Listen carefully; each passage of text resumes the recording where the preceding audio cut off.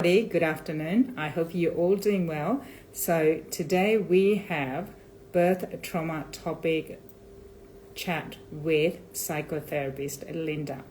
So welcome everybody. So let me introduce myself. My name is Anjali, and I'm just waving at Linda so she can prepare herself. There she is. Hey, well done.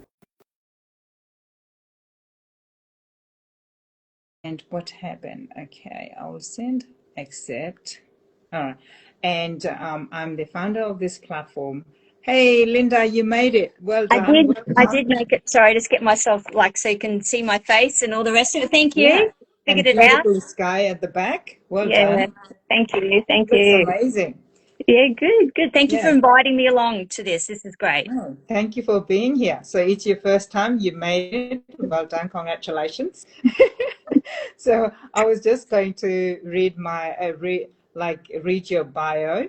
Sure. So I have just introduced myself, and so let me read about you. So Linda is dedicated to making a meaningful difference in the lives of those she works with, fostering trust and a sense of safety. Her approachable and collaborative style ensures that each individual receives a personalized experience that respects and honors their unique needs, aspirations, and goals.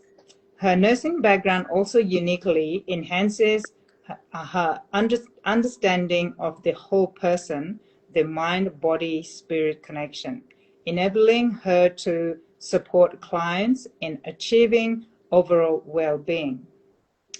Her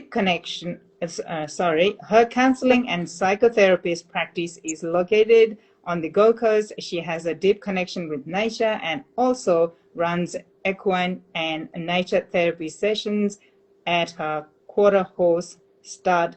How do you say it? Ricinda. Okay, Yeah. sorry. Ricinda Ranch in the Yeah. Gold Coast Hinterland. Yeah. She also, yeah. All right. I will talk about the areas of special interest.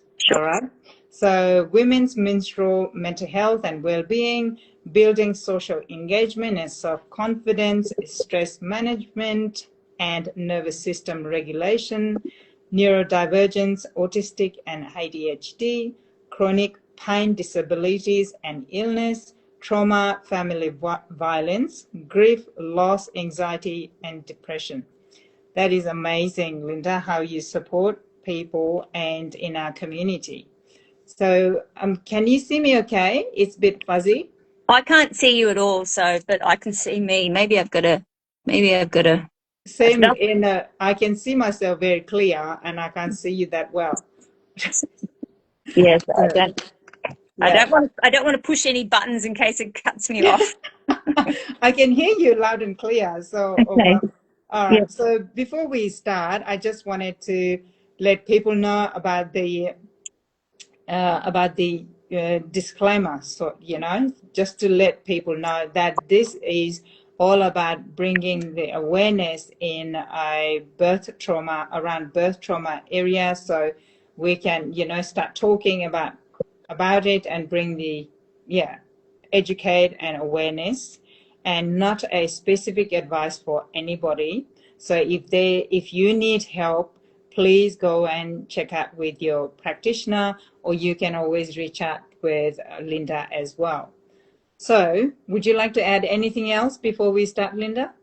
No, I think that's right. Certainly making sure that you've got, know where to go and who the people are to talk to. And certainly, we feel quite isolated and alone with a lot of this sort of stuff. And we kind of, it's good to reach out and make sure when things aren't right to seek Yeah. advice. Yeah. Yeah, fantastic. So okay, number one, I wanted to ask about what is birth trauma in your professional idea, to make our general people understand what it really is. Yeah, yeah. Look, I think a lot of people think about birth trauma as some kind of a big major event. And Yeah. one of the things, and I think that happens with a lot of us, is we think, well, I haven't had a big trauma, a big birth trauma, so therefore it doesn't apply to me. But when it comes to trauma, I think it's important to really to notice that every person's individual experience is certainly quite Yes. important. And so, one person may have experienced an event and not be left with what I call traumatic energy. So really, Yeah. trauma for me is when there's been an event that's happened or a series of events that's happened too quickly or too much and too intense for that person's, system to take it all in. And so the body then does what it normally does, which is actually shut things off and go into survival protection mode. And sometimes, it will be relating to physical, we might have had some physical thing that's happened to us and it's resulted in a trauma.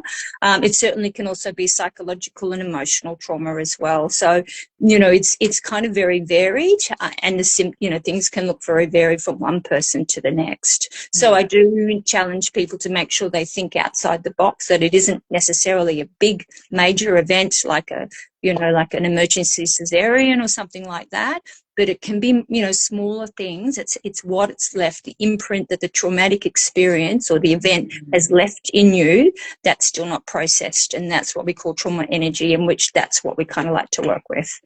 Yeah. All right. So, like, for example, if you would give a tiny little example, what would you say? Yeah, look, it can really vary. Obviously working within healthcare, I was quite involved in a lot of really significant adverse events, ranging from, unfortunately, deaths of people right through to sort of, emergency kind of cesareans and things like that at all. But, even for instance, if I'd gone in and had a choice to have a natural birth, and then something's gone wrong and I've then actually had to go and have a cesarean, I might have even been having something like, for instance, my husband didn't get there in time and I felt a little bit unsupported. It might be relating to the staff that are there. So there's a whole range of experiences that we can have that result in some form of what we call trauma. And the other thing is too, it also impacts on what our past experiences have been as well. That's also really important on how we process trauma, because if we've got a past history of trauma, we can shut off a lot of things already. So and the other thing I wanted to say, it's not just relating to the birth, it's relating to any time in connection from even before actually having, trying to conceive. There's a lot of trauma and there's a lot of things with people, trying to conceive and having miscarriages and things like that. And it's really all that journey right through from trying to get pregnant to pregnancy, to labour, to the actual birth, and obviously through into the postnatal phase as well. So it's really quite a broad time, term where it's related in, to that birth as well. So it's a very big spectrum and a big timeline as well. So thinking much broader around that. Okay, so thank you for explaining that. At least we can make a little bit of idea, so it doesn't have to be that specific type of, for some people, like you said, something little for us might be, could be turn out to be a big thing for them because of the past trauma or something like that, right? Yeah, So, definitely. hi, Caroline. Welcome. Thank you for being here. So the next one is, as a psychotherapist, what is your role? So what can people expect when they come to you? What can they expect? Look, one of the first things when I'm working with anyone is creating a sense of safety and stability. Yeah, we can't hear you. Sorry, a phone call comes through at the time. I'm sorry about that. So it's okay. really is around being able to create a sense of safety and stability. So the first thing when I'm working with someone is really going through, what's the sense of safety, creating that sense of safety first. I wouldn't go and actually start delving into any traumatic energy or traumatic memory or traumatic stuff until I know there's a sense of safety and stability. So that's making sure they've got the right tools, the right resources, that they can, they've got those things. So that's probably the first thing, is to create that sense of safety. I do have quite a nice approach where I like to be able to teach and train us and learn. Particularly important for me is being able to, got to remember, trauma is attached to our body and our mind going into a survival state, and some people can be stuck in that survival state. So being able to work with you around with people around being able to create and help that body understand what survival mode means, and then Yeah. being able to help you work through, creating that sense of safety so that the body kind of figures out that it's safe enough and it's safe now. And that's Yeah. a lot of the work that we do. Yeah. So last year, when I was interviewing one of the psychologists or the counselor, I Yeah. was, and she said it could be as small as facing the client towards the Mm. door, Mm. that the door is open and it's safe Yep. to and because they needed to see the door open for Yep. them to be able to Yeah. flee from the situation. So when she said that, I burst into tears, and I was like, oh my God, I Mm. didn't know that it was Mm. triggering for myself. And Yeah. so thank you. So the safety is the first thing that she Yep. would Yep. take care of. Yeah, Okay. yeah, definitely, Yeah. definitely. And, and working through, triggers, understand, kind of mapping your nervous system. So understanding what your triggers are, like you just said, what we call what our glimmers are. So they're the things that help us regulate our nervous system. And have quite a holistic approach. So I like to work with the body. So creating body awareness, reconnecting with feelings and emotions, and also reconnecting with our body sensations and body awareness. Yeah. Some of the, Because because the people who has gone through trauma in the past, they might not even know that they are stuck in that. They're always in that energy, that when you go somewhere or see somewhere enclosed, that you don't feel safe. yep, And obviously you would be trying to see the people's gestures or the body language, like you said, reading the body, yeah. right? Yeah. What are the signs? And for some people, they might notice of some of the symptoms. And I know that's one of our next questions is that around, symptoms might be for someone, I'm not sleeping properly. Do you know what I mean? Or I have a churning in my stomach. Some people can't actually, especially with trauma, because the thinking part of our brain often gets, is part of this, coping mechanism. It kind of shuts off from that memory. And so it might be a restlessness in your legs. There's a lot of really symptoms can be very varied.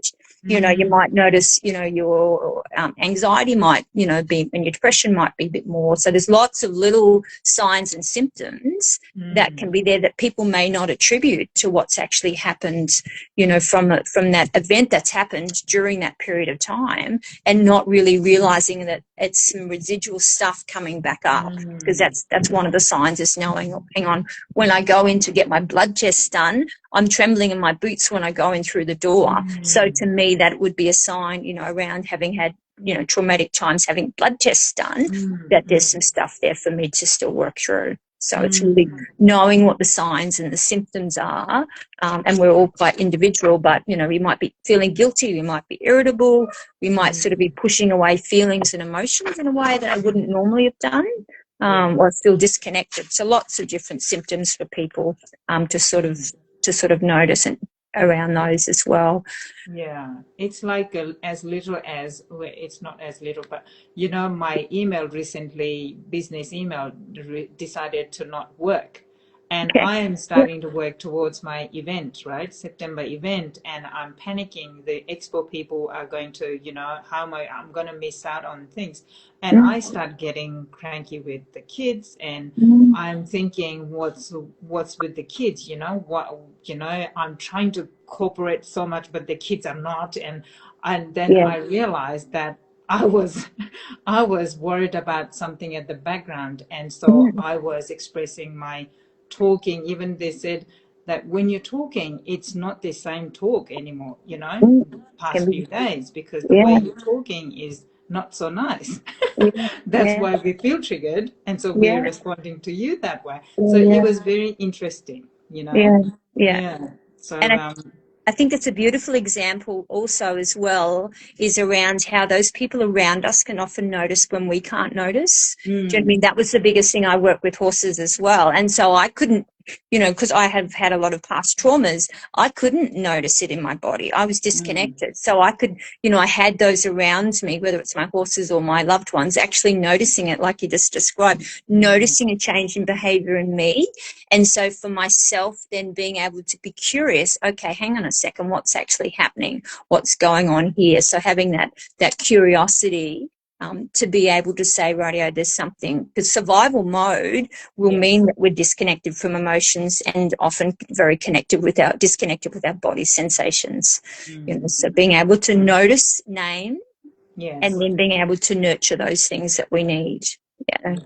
And lots of times we don't even know what we're feeling, right? No, we don't. So I do a lot of work with people around, looking at our emotional skills and what our emotional patterns and behaviours are, and being able to work on what's a good, pattern and what's ones that we need to develop. Because a lot of us actually don't have the emotional skills, and this is where trauma ties in.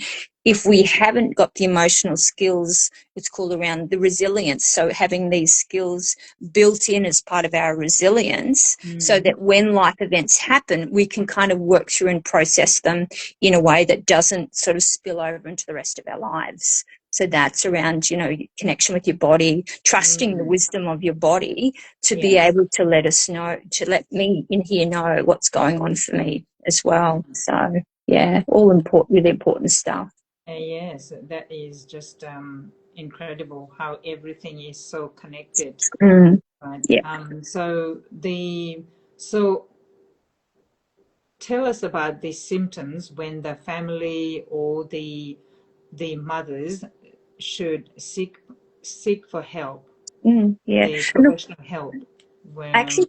I actually think it should be really part of your birth plan, or that plan as I'm moving in towards getting pregnant and going through that. So I think it should be part of it, the plan that we have, and how we actually manage things. So knowing beforehand, so often not waiting till I'm in crisis to know, okay, I've got to do something now, but actually, for instance, with my family and friends, it's just noticing a change or noticing a shift.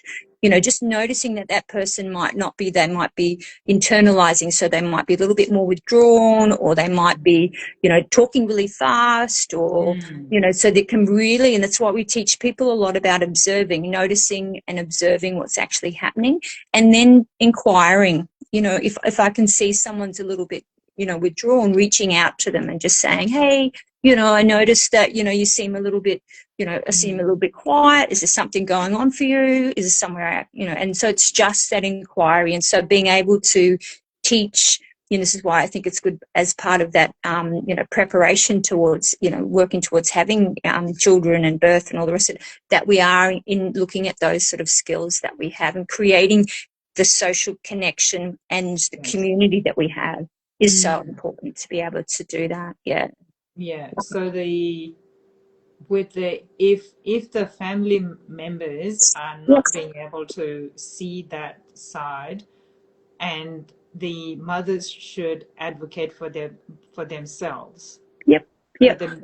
What if they are not in that state of mind? Or some people like myself, I'm tough, I can, most of the mothers, I can push through this. It's I'm not important, my kids are, I need to feed my kids and family and all those things. So what would you advise to those mothers? Look, I think, one of the things, and I can certainly resonate very strongly with that, always putting the needs of my children first. And one of the things I really recognized that I needed to be able to do is I needed to be my best self in order to be able to support my children and that moving forward. So, being able to sort of have that in the front of my mind is around, recognizing, when I feel like I'm not in my best self. So being able to recognize my symptoms, knowing what my strategies are. So building myself a little resource kit. So when I know this is what's happening to me, I'm reaching out.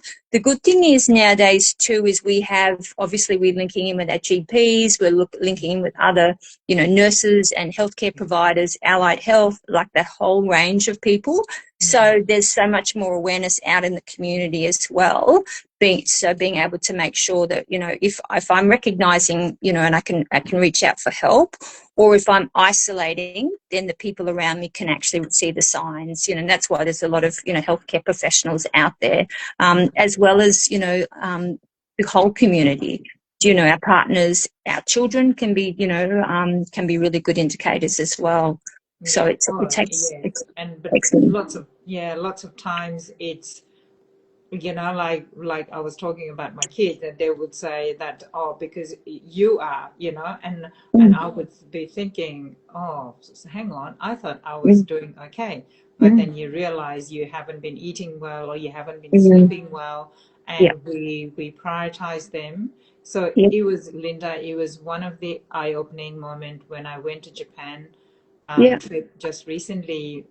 I was the 3 weeks, I was like frantically trying to push through my kids, like do yeah, this, do that, and every yeah, day. And one day I was on the train and I almost burst into tears because yeah, I had, a discussion with my son. And he said, "Are you okay?" And I said, "No, I feel like crying."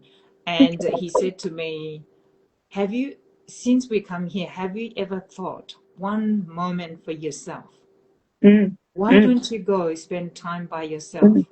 Yeah, You have been just pushing us, and trying to mm, do something with us, but you mm, haven't done anything for yourself, any time mm, for yourself." mm, And I was like, oh my God, I was like not on my chest, mm, throat, and I wanted to cry. And then I went by myself to the shops, and it was completely different. It felt like mm. completely different world. And Yeah, when I went back home, I'm refreshed. And it wasn't a long time, it was an hour or yeah, so by yeah, myself. yeah, And and your voice softens, and you have more yep, empathy and more yep, understanding. And yeah, then it brings peace in your family, right? mm, So I mm, think we all should understand that putting yeah, ourselves first together, it's not as selfish, but taking care of everybody else. yeah. Oh, and your son, it's interesting because one of the key things, core skills I teach people is recognizing when my nervous system is dysregulated. And so that Mm, earlier, what you said about these, how you're feeling, that meant that your nervous system was becoming dysregulated. And so then mm, going and being able to do something for yourself was also a way of regulating your nervous system. And that mm. gets it in the better place. So that's, part of the key things is recognizing in my body when Yes. I'm becoming dysregulated, and then Mm, being able to make sure I can move back into, regulation. Because we really, through the course of the day, we'll be going up and down through our yes. nervous system, goes up and down. The key is being able to make sure I can move my nervous system back up. And we often have to train our nervous systems to go back up into that Mm, sense of calm and relaxation. That, particularly if you've got a lot of trauma history, you've had some mm, trauma events, your body will not necessarily, your autonomic nervous system, they call the ventral nerve, isn't there to take you back into the relaxed state. And that's where a lot of the training happens around being able to build up that tone and train yourself to come back to that natural state. yeah, So that was it's a like, lovely example for you of coming back, of regulating yourself. That's yes, what that yeah. was. It Yeah. is a lot of practice, and then, yeah, but yes, and I hope, everyone can embrace that, time for themselves, and not Yeah. thinking it as a selfish. And Yeah. Yeah. yeah, Yeah. so we were talking about the collaboration earlier. So Yeah. if you think that the patient needs more than, the consultation with you, so who Yeah. are the other people you would collaborate with? Yeah. Well, actually, I do that as part of my kind of when I'm first talking to people. I always Mm, want to know who's around them in their sort of immediate community. So I mm, would always make sure, because I think anyone that comes to therapy or reaches out for counselling and that already want to know that they've been to see their GP, yeah, talking to them about possible other, alternative therapies, making sure they're reaching in with allied health services, making sure that they already have that as well. So I always have a collaborative approach right from the start, mm, so that we can kind of, because you never know, I can work with someone for one session or for a couple of years. So yeah, I always want to know as we're going through that, who are the people that they would normally be able to reach out to. And if mm, they, so I can, use that as part of the resource toolkit that we've got for them. And yeah, if they don't, then also being able to encourage them to link in, and then also with their consent, obviously, being able to link them into the relevant, healthcare providers out there. yeah, And it's not just around our more traditional medical side of things. It's a lot of the other, natural therapies that we have as well. Lots of yeah. different things, Yeah, that help. lots of option, right? So Lots of options, yeah. you will guide them, or Yep, you always already connect but when they come to first session, you connect with the, Get a bit of a feel. ask them Yeah. who they are already involved in with. Yeah, definitely. Yeah, it's important. amazing. It's that holistic approach versus, the non-holistic approach. Yeah, amazing. All right. While we, so I'm going to ask our viewers, if you have any question, pop it in the comment, or you can always directly message Linda later on. But while we're waiting, Linda, tell us where we can find you, where people can find you. Yeah, so I have a website called Nurture by Nature Psychotherapy. So you can find me through my website. I have actually rooms at a lovely centre called I Am Healing Centre at Coomera. Beautiful centre there. I have some rooms there. Okay, also have some rooms at the Gold Coast Counselling Centre at Robina as well. And obviously I have it at my practice, which is near Canungra, out in the Gold Coast Hinterland. So certainly you can reach out through my website. You can reach out. I'm on social media, Instagram, Facebook, and your normal social medias as well. And always happy. I found you in LinkedIn too. Yes. I mean, LinkedIn, I've kind of tried to do all that sort of stuff. She's everywhere. Yeah. So always happy, always happy to pick up the phone, and just pick up the phone and have a chat. That's why I say I kind of like to be able to connect with people, and might be able to point them in the right direction or being able to help, in any way I can. Yeah, amazing. So all right. So I think I would love to. It has been such a great chat, Linda, with you. We could keep talking, but I think we have to end this conversation for now. And what was I going to ask? Any final advice to people who has gone through, not only birth trauma, but like any type of trauma? Yeah, look, I think the biggest thing we think these events have been done and dusted kind of stuff, but they aren't, and they certainly, the sooner we can actually reach out for someone to help work through it. I was working with a lady not that long ago, and her trauma was actually linked to when she was a premature baby. And so she'd been carrying that for such a long time. And so the sooner we can recognize, hang on a second, there's something not right here. And so the sooner you can recognize and get on and help, because there is so much stuff we can do. The body and the mind is such a adaptive, we have such adaptation within us. We can certainly do so much things. And it's not big stuff. It's often little stuff that makes the whole world of difference. That's for sure. So, yeah. But sometimes I think the small things piles up and it becomes a huge matter, right? Yeah. Well, I'm more thinking around, it's actually small little rituals throughout the course of the day that make a big difference. But you're absolutely right. It's cumulative as well. Lots of little things that can compound onto us, creates a massive big burden. And then we're struggling. Yes. It's a tensing up, right? Yeah. All right. Okay. All right. So I think we will have to end our beautiful conversation here, Linda. Thank you so much for being here. Thank you for your knowledge and expertise. We truly appreciate that. And I will see you around. And thank you everyone for being here. Yeah. And I will see you in the next live. Thank you, Linda. Bye. See you later. Thank you. Bye.